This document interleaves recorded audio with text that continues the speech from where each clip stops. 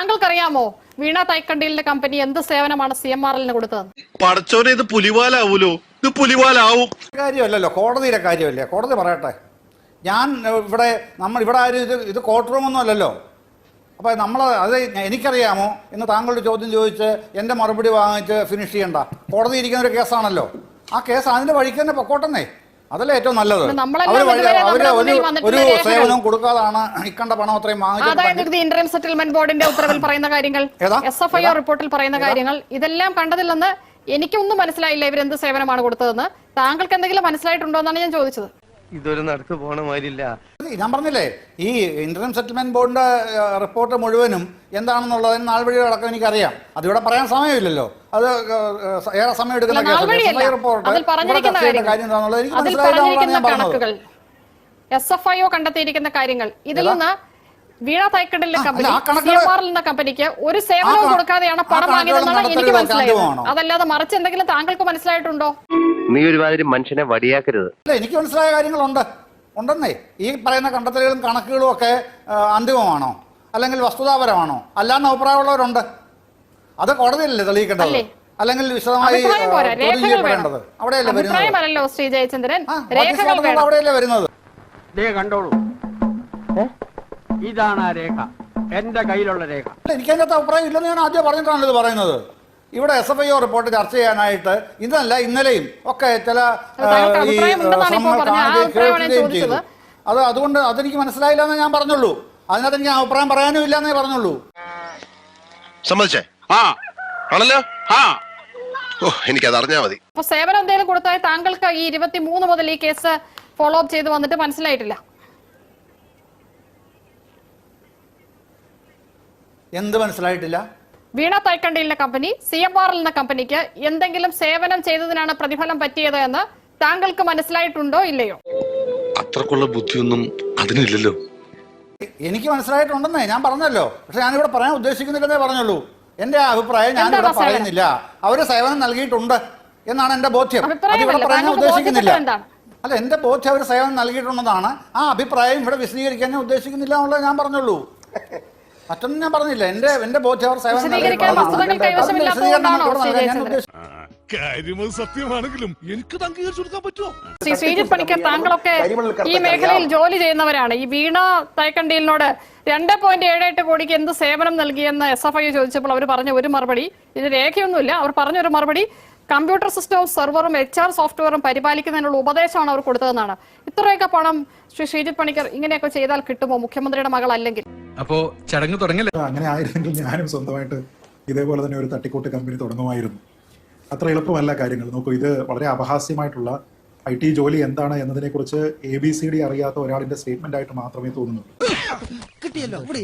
Consultancy എന്ന് പറഞ്ഞുകൊണ്ട് വീണ SFIOയുടെ മുന്നിൽ പറയുന്നത് അവർ കൊടുത്തിരിക്കുന്ന മഹത്തായ ഉപദേശം എന്ന് പറയുന്നത്, ഒന്ന്, ഈ സോഫ്റ്റ്വെയർ അവരുടെ സിസ്റ്റത്തിൽ വെക്കണം, രണ്ടാമത്തേത് സെർവർ അപ്ഡേറ്റ് ചെയ്യണം എന്നാണ്. ഇതൊക്കെ തന്നെ ഒരു കൺസൾട്ടന്റിനെ ഇല്ലാതെ തന്നെ ഏതൊരു കമ്പനിയിലുള്ള IT ഡിപ്പാർട്ട്മെന്റിലെ ആൾക്കാർക്ക് അറിയാവുന്ന കാര്യങ്ങളാണ്.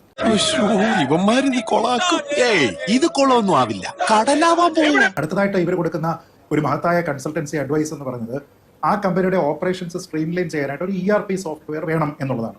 എന്നാൽ അത് ചെയ്യാനായിട്ട് എക്സാലോജിക്ക് 2 വർഷം അതിന്റെ ഡിസൈനിന് വേണ്ടിയിട്ട് മാത്രം ചെലവാക്കുകയാണ്. അപ്പോൾ ആ സമയത്തൊന്നും തന്നെ ഇതിന് രേഖയില്ല. എല്ലാം ഇൻ പേഴ്സൺ മീറ്റിംഗിലാണ് ഇവർ പറയുന്നത്. ഈ കമ്പനിക്ക് ഇതുമായി ബന്ധപ്പെട്ട് ഒരു അത്യാവശ്യമില്ല എന്ന് പറയുന്നുണ്ട്. അത്യാവശ്യമില്ല എങ്കിൽ പിന്നെ വെറുതെ ഒരു മാസം 8 ലക്ഷം രൂപ ചെലവാക്കിക്കൊണ്ട് എന്തിനാണ് ഒരു കമ്പനിയെയും ഒരു ഇൻഡിവിജ്വൽ കൺസൾട്ടന്റിനെയും വെക്കുന്നത് എന്നൊരു ചോദ്യമില്ലേ? നേരത്തെ പറഞ്ഞതുപോലെ എനിക്ക് അങ്ങനെ ഒരു കമ്പനി തുടങ്ങി എനിക്ക് അത്തരത്തിലുള്ള കോൺട്രാക്ട് കിട്ടാനായിട്ട് സാധ്യമല്ല. മുഖ്യമന്ത്രിയുടെ മകളാണ് എന്നതുകൊണ്ട് മാത്രം കിട്ടാവുന്ന ഒരു കാര്യമാണ്. അത് ശരിയാ, അത് ശരിയാ. ശ്രീ ജയചന്ദ്രൻ തന്നെ ആദ്യ ഭാഗത്ത് സംസാരിച്ചപ്പോൾ അദ്ദേഹം പറഞ്ഞത് അപഹാസ്യമായിട്ടുള്ള ഒരു കാര്യമാണ്. കാരണം EDയുടെ ഉദ്ദേശം എന്ന് പറയുന്നത് വീണയെ ചോദ്യം ചെയ്യുക എന്നതായിരുന്നില്ല.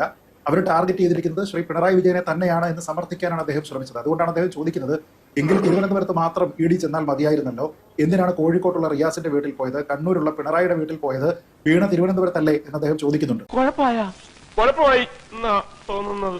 അദ്ദേഹം മനസ്സിലാക്കേണ്ടത് വീണയെ ചോദ്യം ചെയ്യാനല്ല പോയത്. ചോദ്യം ചെയ്യാനായിരുന്നുവെങ്കിൽ അവർക്ക് അതിന് നോട്ടീസ് കൊടുത്തിട്ട് അവരുടെ ഓഫീസിലേക്ക് അവർക്ക് വേണമെങ്കിൽ വിളിച്ചു വരുത്താമായിരുന്നു. ഇവിടെ നടന്നത് റെയ്ഡാണ്. അങ്ങനെ റെയ്ഡ് ED നടത്തുന്നതിന് വേണ്ടിയിട്ട് ഒരു തടസ്സമുണ്ടായിരുന്നു. 2 വർഷം നീണ്ടു നിന്നിരുന്ന ആ തടസ്സം ഈ റെയ്ഡ് നടക്കുന്നതിന്റെ തലേ ദിവസം കേരള ഹൈക്കോടതിയുടെ സിംഗിൾ ബെഞ്ച് ഒഴിവാക്കി. അതിനെ നീക്കിയത് കൊണ്ടാണ് തൊട്ടടുത്ത ദിവസം അവർ റെയ്ഡ് ചെയ്തിരിക്കുന്നത്. ആ റെയ്ഡ് നടത്തിയിരിക്കുന്നത് എവിടെയാണ്? വീണയുടെ താമസ സ്ഥലത്താണ്. അതല്ലാതെ റിയാസിന്റെ വീട്, പിണറായിയുടെ വീട് എന്നല്ല അതിനെ കരുതേണ്ടത്. വീണ എവിടെയാണോ താമസിക്കുന്നത്, അവരവരുടെ അച്ഛനോടൊപ്പം താമസിക്കുന്നുണ്ട്, അവരവരുടെ ഭർത്താവിനോടൊപ്പം താമസിക്കുന്നുണ്ട്. അതുകൊണ്ട് അവരുടെ താമസ സ്ഥലം എന്ന നിലയ്ക്കാണ് റിയാസിന്റെ കോഴിക്കോട്ടെ വീട്ടിലും പിണറായിയുടെ കണ്ണൂരിലെ വീട്ടിലും അദ്ദേഹം തിരുവനന്തപുരത്ത് താമസിക്കുന്ന വീട്ടിലും ഒക്കെ തന്നെ അവർ റെയ്ഡ് ചെയ്തിരിക്കുന്നത്. ഇവൻ ഒരു നടക്കി പോകുകയല്ല. രാഷ്ട്രീയമായിട്ട് എന്തിന് കോഴിക്കോട്ട് പോയി എന്നല്ല ചോദിക്കേണ്ടത്, മറിച്ച് അവരുടെ ഭർത്താവിന്റെ വീട്ടിൽ അത് അന്വേഷിക്കുക എന്ന് പറയുന്നത് സ്വാഭാവികമായിട്ടുള്ള ഒരു നടപടിയാണ്. അവരുടെ താമസ സ്ഥലം എന്ന് കണ്ടാൽ മതി. രണ്ടാമത് അദ്ദേഹം പറഞ്ഞ മറ്റൊരു കാര്യം കൂടിയുണ്ട്. ഇതൊരു ഷെഡ്യൂൾ ഡിഫൻസ് ആണ്, പക്ഷേ ഇത് നേരത്തെ തീർപ്പാക്കിയതാണ് എന്ന്. അങ്ങനെ അല്ലല്ലോ. 2023 മുതൽ മലയാള മനോരമ ഈ വാർത്ത പുറത്തുവിട്ടതിന് പിന്നാലെ നടത്തിയിട്ടുള്ള പല ചർച്ചകളിലും ശ്രീ ജയചന്ദ്രൻ അടക്കമുള്ളവർ ചോദിച്ചൊരു കാര്യമുണ്ട്. വീണയോടൊന്ന് വിളിച്ചു ചോദിച്ചുകൂടെ? ചോദിച്ചില്ലല്ലോ. വീണയോട് വിളിച്ചു ചോദിച്ചു ശ്രീ ജയചന്ദ്രൻ, SFIO വിളിച്ചു ചോദിച്ചു, അവർക്ക് മൊഴി നൽകാനുള്ള അവസരം കൊടുത്തു. അതിലെവിടെയും അവർക്ക് താനോ തന്റെ കമ്പനിയോ എന്തെങ്കിലും സേവനം CMRൽ കൊടുത്തതായി തെളിയിക്കാൻ കഴിഞ്ഞില്ല. ഇറങ്ങി ഓടാന്ന് വെച്ച വഴിയും പരിചയമില്ല. SFIOയുടെ റിപ്പോർട്ട് പുറത്തു വന്നിട്ടുണ്ട്. അതിനെക്കുറിച്ച് എനിക്ക് ചർച്ച ചെയ്യാൻ അറിഞ്ഞൂടാ. ഞാൻ ആ റിപ്പോർട്ട് പഠിക്കാത്തൊരു മനുഷ്യനാണ്. കാരണം ഞാൻ ചോദിച്ചല്ലോ, പിന്നെ നിഷയോട് തന്നെ ചോദിച്ചല്ലോ, റൗസ് അവന്യൂ കോടതിയിൽ എന്താണ് അതിൻ്റെ സ്റ്റാറ്റസ്? താങ്കൾ തന്നെ പറഞ്ഞു അത് സ്റ്റേ ചെയ്തിരിക്കുകയാണ്. പിന്നെ ആ സാധനം എടുത്തുകൊണ്ട് ഇവിടെ ചർച്ച ചെയ്യുന്നതിൻ്റെ പ്രസക്തി എന്താണെന്നുള്ളത് നിങ്ങൾ നിശ്ചയിച്ചാൽ മതി. എനിക്കതിൻ്റെ അകത്ത് തർക്കമൊന്നുമില്ല. നിങ്ങൾ ദൈവമേ ഇവിടുന്ന് നാശമാക്കും.